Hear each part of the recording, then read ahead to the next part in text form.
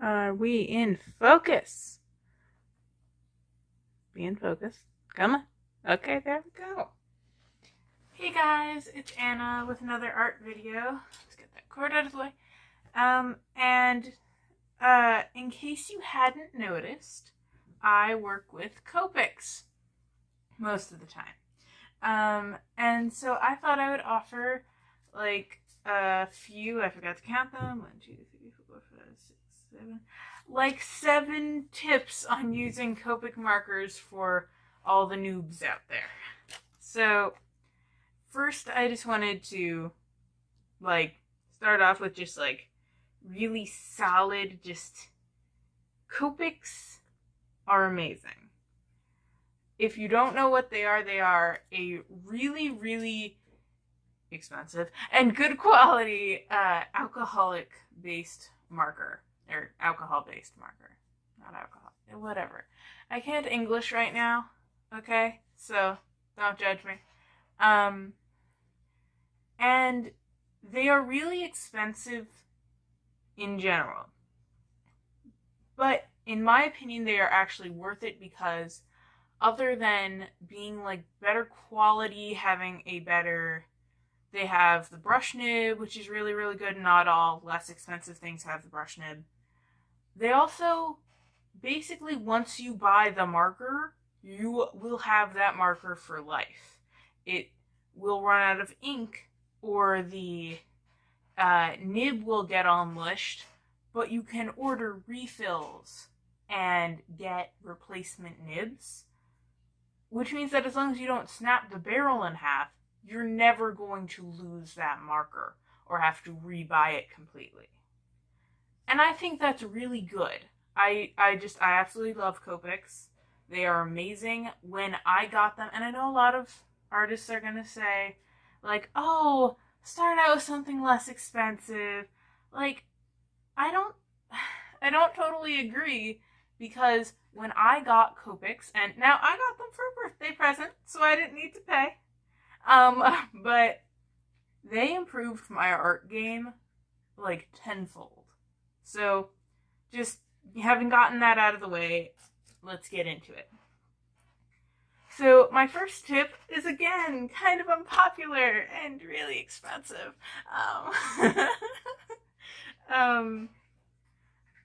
So, Copics, really expensive, right? But one of the benefits of Copics is the amazing amount of colors that there are and options. And I would say when you're getting a set, or maybe your very, very first set, if you want to get the 3 primary colors or whatever, and see if you just in general like the marker, because if you don't invest. But other than that, if you know you want Copics, get one of the bigger sets. I would say at minimum get a 36 set. My first set was a 72 set, and at the moment I have 3 72 sets, and it is absolutely amazing. The color choice, you have so much options.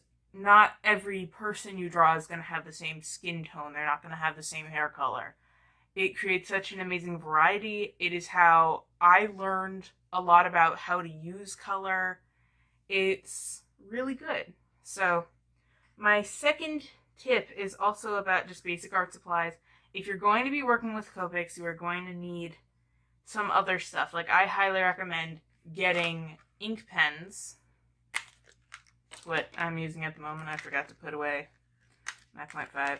At the moment, I am using Prismacolor fine liners, but I've also in the past used Micron and another one that I don't remember the name of at the moment. What was it called?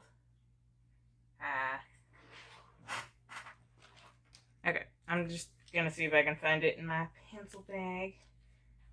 Oh, duh, I used Faber-Castell.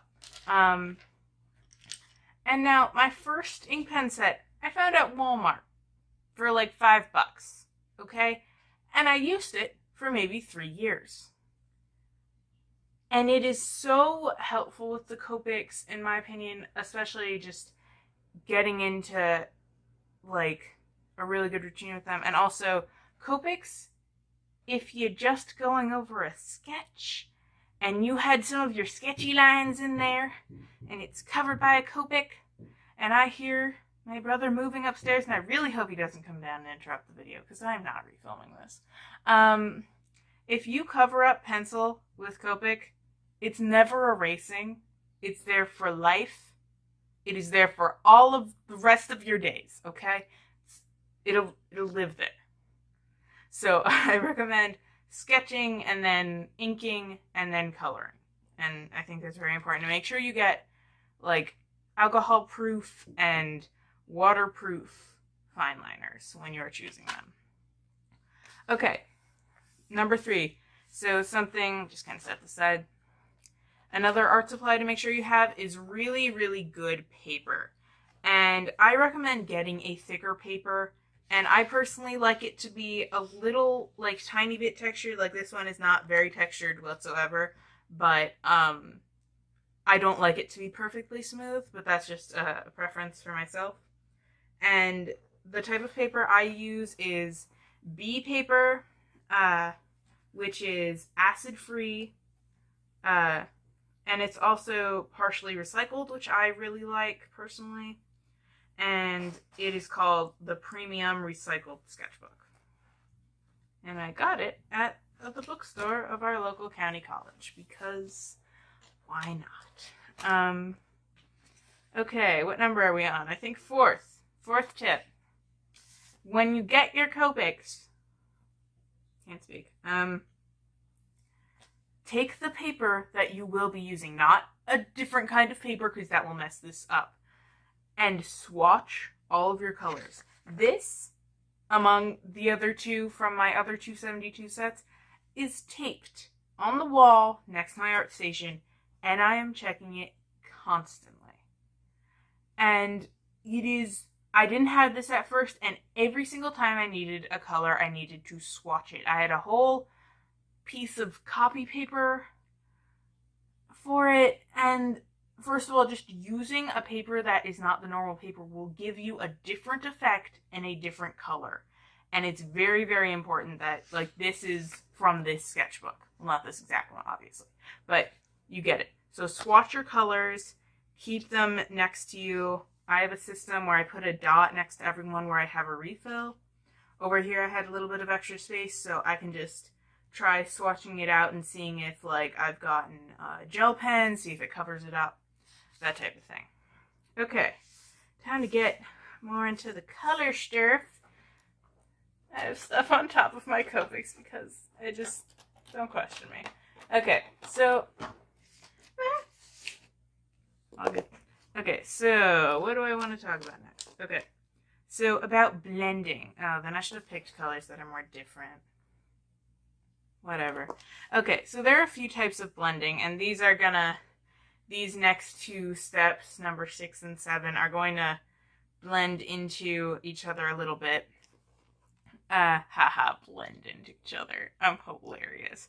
Okay, so again, one of the really nice things with Copics is the brush nib. And so when you're using the brush nib, it gets an amazing feathering technique. And it's awesome. And that can be used really nicely to blend 2 colors together. And so, again, since these colors are similar, this isn't going to be the best example. I also refilled these today, and so they're all nice and juiced. And so as you can see, when the flicking goes together, it creates like this really nice blended effect. And I think that's one of the best things about Copics. And even if you're not using that to blend, you can use it to create the flicking technique. You can use it to create a highlight in hair or in other things, but I use it primarily for hair. Stop casting a shadow. Okay. So just to show you. Like, I think that looks really nice. I'm very happy with how that looks. And also, so I'm going to switch to a different colors. Let's see. I'm going to pick a really, really dark one, a mid-tone, and a light one. Now these are my tone grays, which are COPIC Sketch. And I personally prefer COPIC Chow, but sketch markers are also awesome. And so this brings us to our next tip, which is going light to dark when you're shading or building up color. So I'm just going to block in with our lightest tone. And I'm going to add stuff. I really should have drawn something specific that I could have used. And so what I like to do is go light to dark, but also, here, I'm going to go on with my last color. But not have it end there, really, because then you have a really nice blender that helps keep everything in the same color family. And they're not quite the same color family, but if you're using extremely different colors and you're going back with the original base color to blend it out, or your mid-tone to blend it out after that. Gonna add in some flicking. It really helps, and so I think like striking that combination is really useful. Okay, which one's lighter? Okay, putting them away now. And also, I'm gonna leave this one out. No, I'm not. I'm gonna get one that's less juiced. What hadn't been filled recently? Yeah. Stand by for difficulty. Here we go. Okay, now if you've had your Copics for a little bit but have not bought refills for them yet, something very useful when you're blocking in a space is to just go all in the same direction. That's the wrong end. Because then at least your streakiness will be visible, but it'll seem more concise and purposeful, as opposed to if I'm going in this direction here and, oh, I need to use that. And you see that? That clearly looks unintended. And we don't want things to look unintended. Because you know what, like, the director of the play at one point tells you, where it's like, no one in the audience knows that you messed up unless you tell them. It's true, except art. Alright, so that's all for this video. Hope you enjoyed it. Don't forget to like, comment, and subscribe. Bye.